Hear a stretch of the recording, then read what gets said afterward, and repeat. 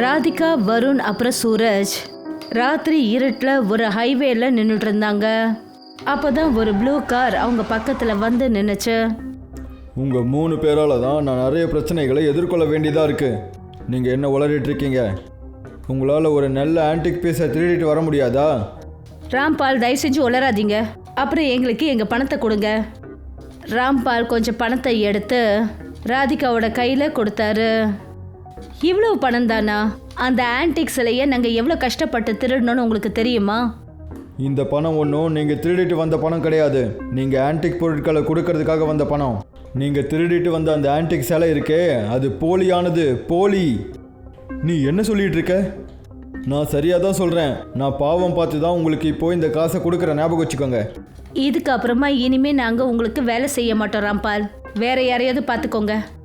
அந்த நண்பர்கள் எல்லாரும் அங்கேருந்து போயிட்டாங்க. சொல்லப்போனால் அவங்க 3 பேரும் திருடர்கள். அவங்க 3 பேரும் ரொம்ப கோபத்தோட ராதிகாவோட வீட்டில் போய் உட்காந்தாங்க. அது வீடுங்கிற பேரில் ஒரு சாதாரண குடவுன் தான். நம்மளோட மொத்த மூடியும் வந்து ஸ்பாயில் பண்ணிட்டானே. இதுக்கு நல்ல ஒரு அமௌண்ட் கிடைச்சதுன்னா இந்த வாட்டி வேர்ல்டு டூர் போகலான்னு நினச்சிட்டு இருந்தேன். அதெல்லாம் சரிதான் ராதிகா. ஆனால் நீ ராம்பால் கிட்ட முடியாதுன்னு சொன்னது நல்லது இல்லைன்னு தோணுது. இனிமேல் நம்ம திருடிட்டு வர்றதை யார்கிட்ட விற்கிறது? அட, மார்க்கெட்டில் ராம்பால் மாதிரி இன்னும் நிறைய பேர் இருக்காங்க தெரியும்ல. அவங்க அவனை விட நிறைய காசு கொடுக்கறதுக்கும் ரெடியாக இருக்காங்க. அப்போதான் அந்த இடத்துக்கு பார்க்கறதுக்கு ரொம்ப அசிங்கமான ஒரு ஆள் உள்ளே நுழைஞ்சாரு. அடடடா, யார் நீ? அப்புறம் உள்ளே எப்படி வந்த? என்னோட பேர் ப்ரொஃபஸர். உங்களோட முகத்தை பார்த்தா எப்படி பார்த்தாலும் ப்ரொஃபஸர் மாதிரி தெரியலையே. நீ உன்னோட வேலையை மட்டும் பார்க்குறியா? நான் என்ன கேள்விப்பட்டேன்னா நீங்கள் 3 பேரும் பழைய ஆன்டிக் பொருட்களை திருடுறதுல ஃபேமஸ் ஆமே. நீ ஒன்றும் போலீஸ் உளவாளி எதுவும் கிடையாதே. இல்லை, நான் உங்கள் 3 பேருக்கும் ஒரு வேலை கொடுக்கலான்னு நினைக்கிறேன். அப்புறம் அந்த வேலைக்காக நான் உங்களுக்கு நிறைய காசு கொடுக்கவும் ரெடியாக இருக்கேன். ப்ரொஃபஸர் சொன்னதை கேட்டதும் 3 பேரோட ஆர்வமும் அதிகமாயிடுச்சு. நாங்கள் என்ன திருடணும்? இங்கேருந்து 20 கிலோமீட்டர் தூரத்தில் காட்டுக்கு நடுவில் ஒரு வீடு கட்டப்பட்டிருக்கோம். அந்த வீட்டில் ஒரு ஆள் வாழ்ந்துக்கிட்டு இருக்கான். அவனுக்கும் வெளி உலகத்துக்கும் எந்த ஒரு சம்மந்தமும் கிடையாது. அவனோட வீட்டுக்குள்ளே ஒரு பழைய விசிஆர் இருக்கு. நீங்கள் அந்த விசிஆரை திருடி எடுத்துகிட்டு வந்து என் கையில் கொடுங்க. அப்புறம் நான் அதுக்காக உங்களுக்கு 10 லட்சம் ரூபாய் கொடுக்குறேன். நாளைக்கு 10 லட்சம் பணத்தோட இங்கே வந்துடு. அப்புறம் உன்னோட அந்த விசிஆரை வாங்கிக்கிட்டு போ. இன்னொரு விஷயம், அந்த விசிஆருக்குள்ள ஒரு வீடியோ கேசட்டும் இருக்கு. மறந்து கூட அந்த வீடியோவை ப்ளே பண்ணுற தப்ப பண்ணிடாதீங்க. இப்படி சொல்லிட்டு அந்த ப்ரொஃபஸர் அந்த இடத்த விட்டு போயிட்டாரு. மறுநாள் ராதிகா, வருண் அப்புறம் சூரஜ் ஒரு ரெஸ்டாரண்ட்ல உட்காந்துக்கிட்டு முன்னாள் ராத்திரி நடந்த விஷயங்களை பற்றி டிஸ்கஸ் பண்ணிக்கிட்டு இருந்தாங்க. எனக்கு என்னமோ அந்த ஆள் பைத்தியம் மாதிரி தெரிஞ்சது. ஒருவேளை அவர் சொல்றது உண்மையாகவும் இருக்கலாம்ல.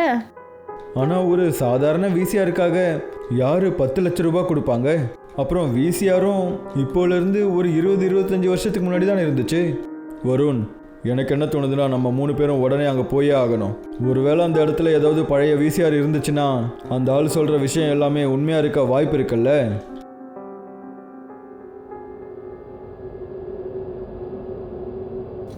ஒரு மணி நேரம் கழிச்சு அவங்க 3 பேரும் காட்டில் இருக்கிற ஒரு அமைதியான வீட்டுக்கிட்ட நின்றுட்டு இருந்தாங்க. அக்கம் பக்கத்தில் சுற்றி பார்த்தா மரண அமைதி தெரிஞ்சது. அந்த ஆள் இந்த வீட்டில் யாரும் இருக்கிறதா சொன்னார். ஆனால் இங்கேருந்து ரொம்ப தூரம் வரைக்கும் எந்த ஒரு மனுஷனோட நிழல் கூட தெரியவே இல்லையே. இப்போது நம்ம உள்ளே போய் பார்த்ததுக்கப்புறம் தான் அந்த விஷயம் தெரியும். அவங்க 3 பேரும் அந்த வீட்டுக்குள்ளே நுழைஞ்சாங்க. அப்புறம் அந்த விசிஆரை தேட ஆரம்பித்தாங்க. திடீர்னு ராதிகாவோட பார்வை ஒரு பழைய விசிஆர் மேலே பட்டுச்சு. அப்படின்னா பார்க்கறதுக்கு முட்டாள் மாதிரி தெரிஞ்ச அந்த ப்ரொஃபஸர் சொன்னது உண்மைதான். அங்கே பாருங்க, அங்கே எதிர்க்க ஒரு பழைய விசிஆர் இருக்கு. கொஞ்ச நேரத்தில் 3 பேரும் அந்த விசிஆரோட ராதிகாவோட வீட்டில் உட்காந்துட்டு இருந்தாங்க. நாம் ஒரு சின்ன தப்பை பண்ணிட்டோம். நாம் அந்த ப்ரொஃபஸரோட மொபைல் நம்பர் வாங்கியிருக்கணும். இப்போ நம்ம அவனுக்காக வெயிட் பண்ணுறதை தவிர நம்மக்கிட்ட வேறு வழியே கிடையாது. எனக்கு என்ன தோணுதுன்னா நம்ம ஒரு தடவை இந்த விசிஆரை கண்டிப்பாக ப்ளே பண்ணியே ஆகணும்டா. ஒருவேளை இதுக்குள்ளே ஏதாவது முக்கியமான விஷயம் மறைஞ்சிருந்தா அதை ப்ரொஃபஸர் நமக்கு தெரியக்கூடாதுன்னு நினச்சிருக்கலாம்ல. ஒருவேளை இதுக்குள்ளே புதையல் பற்றி ஏதாவது இருக்குமோ? வருண் சொன்னதை கேட்டதும் 2 நண்பர்களும் ஒத்துக்கிட்டாங்க. ராதிகா உடனே அந்த விசிஆரை டிவியில் கனெக்ட் பண்ணி ஸ்டார்ட் பண்ணிட்டா. கொஞ்ச நேரத்துக்கு அப்புறம் அந்த ஸ்க்ரீனில் அவங்க 3 பேரும் ஒரு பயங்கரமான பொம்பளைய பார்த்தாங்க. அவ ஒரு காட்டில் ரத்தம் நிறைஞ்ச குளத்துக்கிட்ட உட்காந்துக்கிட்டு இருந்தா. எப்படி இருந்துச்சுன்னா அவ ஸ்கிரீனோட உள்ள இருந்தே அவங்க 3 பேரையும் பார்க்குற மாதிரி தெரிஞ்சது. ஓ மை காட், இந்த முகம் எவ்வளவு பயங்கரமா இருக்கு, இதை உடனே ஆஃப் பண்ணுங்க. ராதிகா இப்படித்தான் சொன்னா. அப்பதான் அவளுடைய தலை ரொம்ப மோசமா தலை சுத்தல் ஏற்பட்டுச்சு. அப்புறம் அவ மயங்கி விழுந்துட்டா. அந்த நிமிஷமே வருண் அப்புறம் சூரஜ் 2 பேருமே அந்த விசிஆர்ல தெரிஞ்ச காட்டுக்குள்ள அவங்க இருந்தாங்க. இது எப்படி நடக்க முடியும்? கண்டிப்பா ஏதோ பிரச்சனை இருக்குடா. நம்ம 2 பேரும் எப்படி இங்க வந்தோம்? நம்ம கொஞ்ச நேரத்துக்கு முன்னாடி டிவியில பார்த்துட்டு இருந்தோம்ல, இது அதே இடம் மாதிரி இருக்குடா. அப்பதான் அந்த காட்டுல ஒரு வித்தியாசமான பயங்கரமான சத்தம் கேட்க ஆரம்பிச்சது. இந்த சத்தம் எங்க இருந்து வருதுடா? எனக்கு என்ன தோணுதுன்னா, நம்ம 2 பேரும் பயங்கரமா மாட்டிக்கிட்டோம்னு நினைக்கிறேன்டா. எது எப்படியோ எனக்கு எதுவும் சரியா தோணல. நம்ம இங்க இருந்து ஓடியே ஆகணும்டா. வருணும் சூரஜும் அங்கிருந்து ஓட ஆரம்பிச்சாங்க. அவங்க 2 பேரும் ஓட ஆரம்பிச்சு ரொம்ப நேரம் ஆயிடுச்சு. ஆனா அது காடுங்கிறதுனால அந்த காடு எங்கேயும் முடிகிற மாதிரியே தெரியல. திடீர்னு வருணோட பார்வை ஒரு குகையில பட்டுச்சு. சூரஜ், அங்க பாரு, முன்னாடி தான் குகை இருக்கு. நம்ம 2 பேரும் அதுக்குள்ள போய் ஒளிஞ்சுக்கலாம். வருண் சொன்ன உடனே சூரஜோட காலடி குகைக்கு உள்ள நுழைஞ்சது. ஆனா அவங்க 2 பேரும் அந்த குகைக்குள்ள காலடி எடுத்து வச்ச உடனே அங்க எதிர்க்க இருந்த காட்சியை பார்த்துட்டு அவங்களோட ரத்தமே உறைஞ்சு போயிடுச்சு. அவங்க முன்னாடி பார்க்கறதுக்கு ரொம்ப பயங்கரமான ஒரு பெண். அவ தான் கொஞ்ச நேரத்துக்கு முன்னாடி ஸ்கிரீன்ல தெரிஞ்சா. சிம்மாசனத்துல உட்கார்ந்தபடி அவங்கள முறைச்சு பார்த்துட்டு இருந்தா. நீங்க 2 பேரும் இங்க இருந்து எவ்வளவு வேணும்னாலும் ஓடுங்க, ஆனா உங்களால ஓட முடியாது. உங்க 2 பேரையும் உங்களோட மரணம் இங்க இழுத்துக்கிட்டு வந்திருக்கு. நீ யாரு? சைத்தான்களோட பூசாரி கபாலி. உங்க 2 பேரையும் கொன்னு சைத்தான் தேவதைக்கு படையல் கொடுக்க வேண்டிய நேரம் வந்துடுச்சு. வருண், எனக்கு என்ன தோணுதுன்னா, நம்ம 2 பேரும் வெளியே பாதுகாப்பா இருந்தோம். நம்மளோட உயிரை காப்பாத்திக்கிட்டு இங்க இருந்து ஓடிடலாம். அப்பதான் பயங்கரமான அந்த பெண் மின்னல் வேகத்துல அவங்க 2 பேருக்கும் முன்னாடி வந்து நின்னுட்டா. அடுத்த நிமிஷமே சூரஜ் அப்புறம் வருணோட கண்கள் வெண்ணிறமா மாறிடுச்சு. அப்புறம் அவங்களுடைய பயங்கரமான அலறல் சத்தம் கேட்டுச்சு. சில செகண்ட்ஸ்க்கு அப்புறமா அவங்க 2 பேரோட பிணங்களும் ராதிகாவோட வீட்டில் இருந்தது. அப்பதான் ராதிகா திடீர்னு மயக்கம் தெளிஞ்சு எழுந்தா. ஓ மை காட், இவங்க 2 பேரும் செத்து போயிட்டாங்க. How was this possible? அப்பதான் ராதிகாவோட பார்வை டிவி ஸ்கிரீன்ல பட்டுச்சு. அதுல அந்த மனசை உருக்கிற காட்சி நடந்துகிட்டு இருந்தது. அதுதான் சில செகண்ட்ஸ் வருணுக்கும் சூரஜுக்கும் நடந்த விஷயம். இது எப்படி நடந்துச்சு? இதுக்கு வாய்ப்பே கிடையாது. திடீர்னு ராதிகாவோட காதுகள்ல ப்ரொஃபஸரோட குரல் கேட்டுச்சு. எதுவும் முடியாத விஷயம் இல்லை ராதிகா.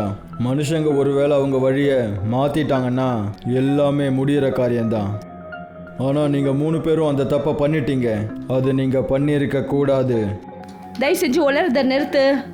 என்னோட 2 நண்பர்களும் எப்படி செத்து போட்டாங்க? ஸ்க்ரீனில் கொஞ்ச நேரத்துக்கு முன்னாடி நீயே பார்த்தல, ஒரு பயங்கரமான உருவம் உன்னோட 2 நண்பர்களையும் கொன்னுடுச்சு. யார் நீ? நான் ஒரு ப்ரொஃபஸர் தான். எல்லா வருஷமும் உன்ன மாதிரி திருடங்களை என்னோட வீட்டில் போய் திருட வைப்பேன். அப்புறம் அவங்க கிட்ட சொல்லுவேன், அந்த விசிஆரை ப்ளே பண்ணாதீங்கன்னு. ஏன்னா இதுதானே மனுஷங்களோட சைக்காலஜி. நம்ம எந்த விஷயத்த வேண்டான்னு சொல்கிறோமோ அவங்க அதை தான் செய்வாங்க. அப்புறம் எப்பவும் போல நீங்களும் அதையே தான் செஞ்சீங்க. என்னோட வேலையையும் சுலபமாக்கிட்டீங்க. இப்படி சொல்றதுக்கு அர்த்தம் என்ன? ஸ்க்ரீனுக்குள்ள நீ ஒரு பயங்கரமான உருவத்தை பார்க்கறல்ல, அது வேற யாரும் கிடையாது. அது கபாலி, ஒரு சைத்தான் ஆத்மா. அதை நான் விச் கிராஃப்ட் பண்ணி பல வருஷங்களுக்கு முன்னாடி இந்த விசிஆருக்குள்ள கைது பண்ணிட்டேன். ஆனால் அந்த கபாலியை சாந்தப்படுத்துறதுக்காக எல்லா வருஷமும் நான் 2 பேரை பலி கொடுக்க வேண்டியதாக இருக்கு. ஆனா இதனால உனக்கு என்ன கிடைக்கும்? நீண்ட ஆயுள். பல வருஷங்களாக நான் கபாலியை இந்த மாதிரி இடத்துல தான் கைது பண்ணி வச்சிருக்கேன். அங்கே ஜனங்களால் போய் கூட பார்க்க முடியாது. அது விசிஆர் உருவான காலம். அப்போதான் நான் கபாலியை விசிஆருக்குள்ளே கைது பண்ணி வச்சேன். இப்படி சொல்லிட்டு ப்ரொஃபஸர் தன்னோட ரிவால்வரை எடுத்தாரு. நான் உன்னை கொல்லணும்னு நினைக்கல, ஆனால் உன்னை கண்டிப்பாக கொன்று தான் ஆகணும். ஏன்னா இந்த உலகத்தில் என்னோட ரகசியத்தை தெரிஞ்ச ஒரே ஆள் இப்போதைக்கு நீ மட்டும்தான். அப்போ நான் ஏன் சாகிறதுக்கு முன்னாடி உன்னோட இந்த விசிஆரை அழிச்சிடக்கூடாது? அப்பதான் உன்னால வேற யாரும் இப்படி மாட்டிக்க மாட்டாங்க. இப்படி சொல்லிட்டு உடனே ராதிகா சுவர்ல தொங்கிக்கிட்டு இருந்த கோடாரியை நோக்கி போனா. ப்ரொஃபசர் ஸ்கிரீனை பார்த்துட்டு என்ன சொன்னாருன்னா, கபாலி கபாலி, என்னையும் உன்னையும் உடனே காப்பாத்து. ப்ரொஃபசர் இப்படித்தான் சொல்லி இருப்பாரு. அப்பதான் ஸ்கிரீன்ல இருந்து அந்த பயங்கரமான பொம்பளை திடீர்னு வெளியே வந்தா. ரொம்ப வேகமா வந்து அவ ராதிகாவை பிடிச்சிட்டா. அப்புறம் அடுத்த நிமிஷமே அதே குகைக்குள்ள அவங்க 3 பேரும் நின்றுட்டு இருந்தாங்க. ப்ரொஃபசர் பயத்தோட அந்த குகையை நோக்கி பார்த்துக்கிட்டு இருந்தாரு. இந்த இடத்துக்கு நீ முதல் தடவையா வந்திருக்க போல இருக்கு ப்ரொஃபசர், அதனால தான் உன் கண்களில் பயம் தெரியுது. ப்ரொஃபசர் அந்த பயங்கரமான பொம்பளையை பார்த்துட்டு என்ன சொன்னாருன்னா, என்ன பார்த்துக்கிட்டு இருக்க, இவளை உடனே கொல்லு. முடியாது, நான் வருஷத்துக்கு 2 பலியை மட்டும்தான் என்னுடைய சைத்தான் தேவதைக்கு பலி கொடுப்பேன். நான் விருப்பப்பட்டாலும் இவளை என்னால் கொல்ல முடியாது. அப்போதான் ராதிகா ரொம்ப வேகத்தோட உடனே ப்ரொஃபஸரோட பிஸ்தால பிடிங்கினா. அப்புறம் படன்னு ப்ரொஃபஸரை நோக்கி சுட ஆரம்பிச்சா. ப்ரொஃபஸர் அலறல் சத்தத்தோட அங்கேயே கீழே விழுந்தாரு. எதுக்காக இப்படி செஞ்ச? ஆரம்பத்தில் ப்ரொஃபஸர் செஞ்ச வேலையை இனிமே நான் உனக்காக செய்கிறேன். நான் ஒவ்வொரு வருஷமும் மனுஷங்களை உனக்காக கூட்டிகிட்டு வரேன். எனக்கு இங்கேருந்து விடுதலை கொடு. ஞாபகம் வச்சுக்க, அப்படி உன் வாக்குலேருந்து நீ பின்வாங்கின உன் நண்பர்களுக்கு ஏற்பட்ட விளைவு தான் உனக்கும் நடக்கும். திடீர்னு ராதிகா தன்னைத்தானே ஸ்க்ரீனை விட்டு தன்னோட அறையில் நின்றுட்டு இருந்தா. ராதிகா உடனே சுவரில் தொங்கிக்கிட்டு இருந்த அந்த கோடாரியை எடுத்தா. அப்புறம் ரொம்ப வேகத்தோட அந்த விசிஆரை அடிச்சு நொறுக்க ஆரம்பிச்சா. கொஞ்ச நேரத்தில் அந்த விசிஆர் துண்டு துண்டாக நொறுங்கி போச்சு. நெருப்பு அணிஞ்சாதானே கொதிக்கிறது நிற்கும். அதுக்கப்புறம் ராதிகா அன்னைக்கு ராத்திரியே அந்த நகரத்தை விட்டு போயிட்டா.